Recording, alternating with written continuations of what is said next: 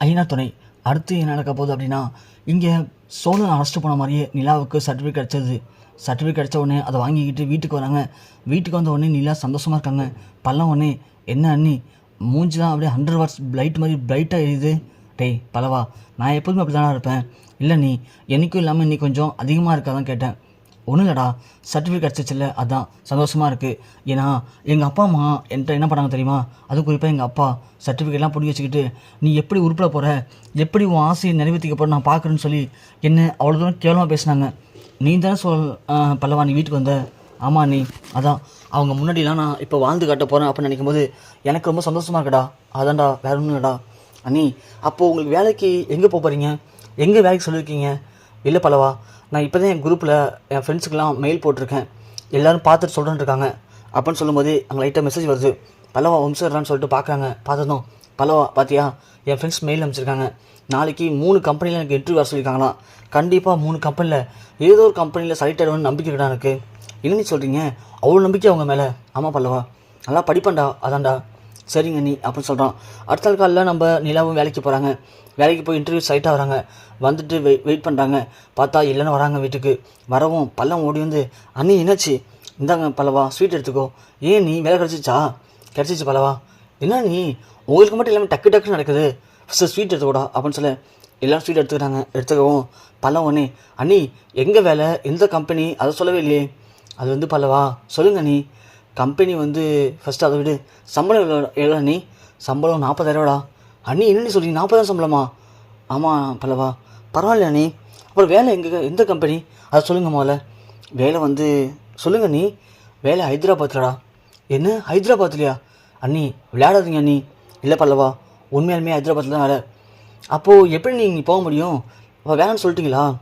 இல்லை பல்லவா, நான் அங்கேயே போய் ஸ்டே பண்ணி வேலை பார்க்கலான்ட்டு இருக்கேன். அண்ணி என்ன சொல்கிறீங்க, எங்களை விட்டு போக மாட்டேன்னு சொன்னீங்க, அப்புறம்? ஐயோ பல்லவா, நீ தப்பாக புரிஞ்சுக்கிட்ட. நான் என்ன உங்களை விட்டு சண்டை போட்டா போகிறேன், இல்லை கோச்சிட்டு போகிறேனா? இல்லையடா, நான் வேலை விஷயமாக தானே போகிறேன். வேறு என்ன பண்ண முடியும்? வேலை எனக்கு அங்கே தான் கிடச்சிருக்கு. நல்ல வேலை, நல்ல கம்பெனி. கொஞ்ச நாள் அங்கே இருந்தால் போதும்டா. திரும்பவும் ப்ரொமோஷனில் ட்ரான்ஸ்ஃபர் வாங்கிட்டு சென்னைக்கு வந்துடலாம்டா. சம்பளமும் அதிகமாக கிடைக்கும்ல. அண்ணி வேணா அண்ணி, வேறு கம்பெனியாக இல்லை, நீங்கள் நினச்ச மாதிரி நல்ல வேலையாக வேறு கம்பெனியில் வாங்கிக்கலாம் நீ. அவ்வளோ தூரம் போகாதீங்க நீங்களை விட்டுட்டு. பல்லவா நான் சொல்கிறத கேளுடா. ஏன்னா இந்த வேலை விட்டால் நல்ல வேலை கிடைக்காதுடா. நீ படிக்கிற, உங்கள் அண்ணனுங்க கஷ்டப்படுறாங்க, அவங்களால உன் படிப்பு செலவுக்கே கஷ்டப்பட முடியல.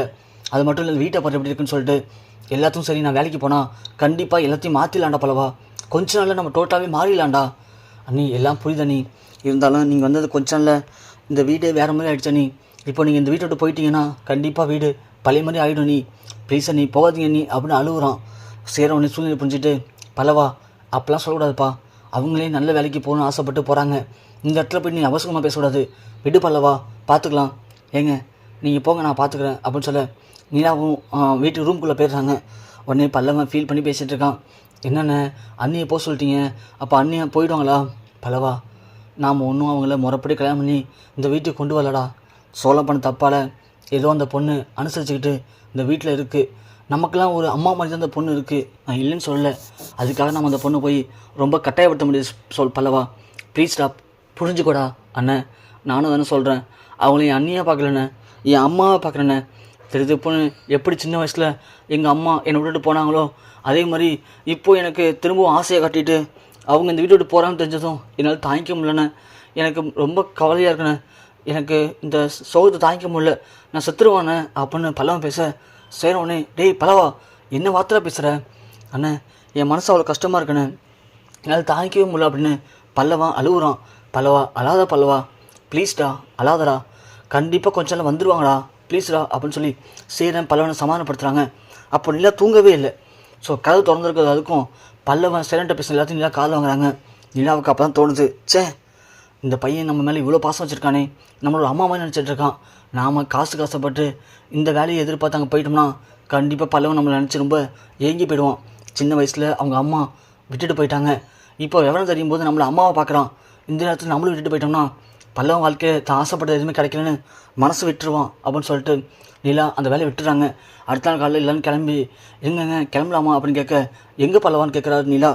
நீ தான் வேலைக்கு போச்சுங்களா நீ அப்படின்னு சொல்லவும் இல்லை பல்லவா, உங்களை விட்டுட்டு போகிறது எனக்கு மனசு பிடிக்கலை, அதான் அந்த வேலை வேணான்னு சொல்லிட்டேன். வேறு எதுவும் வேலை கிடைக்குது நான் போய் தேடி பார்க்குறேன்டா அப்படின்னு சொல்ல பல்லவ உடனே அண்ணி உண்மையாக சொல்கிறீங்களா? ஆமாம் பல்லவா, போடு சந்தோஷம் அண்ணி சந்தோஷம், இது போதும் அண்ணி எனக்கு அப்படின்னு நிலா ஓடி கட்டுப்பிடிச்சு பயங்கரமாக அழுகுறான். நிலா உடனே சரி பல்லவா விடு, நான் தான் போகலன்னு சொல்லிட்டேன்ல அப்புறம் என்னடா அப்படின்னு சொல்ல, இல்லை நீ போயிடுன்னு நினச்சி நான் பயந்துட்டேன் தெரியுமா, சரி பல்லவா போல விடு அப்படின்னு சொல்லவும் பல்லவன் ரொம்ப சந்தோஷப்படுறான். சரி உடனே பார்க்குறாரு, பரவாயில்ல இந்த பொண்ணு நம்ம சூழ்நிலை புரிஞ்சுக்கிட்டு போகாமல் இருக்கு, உண்மையிலேயே இந்த பொண்ணு இந்த வீட்டுக்கு அடித்த மிகப்பெரிய தேவதை தான், பொக்கிஷன் தான் அப்படின்னு சேரன் மனசுக்குள்ளேயே சந்தோஷப்பட்டுக்கிறாரு.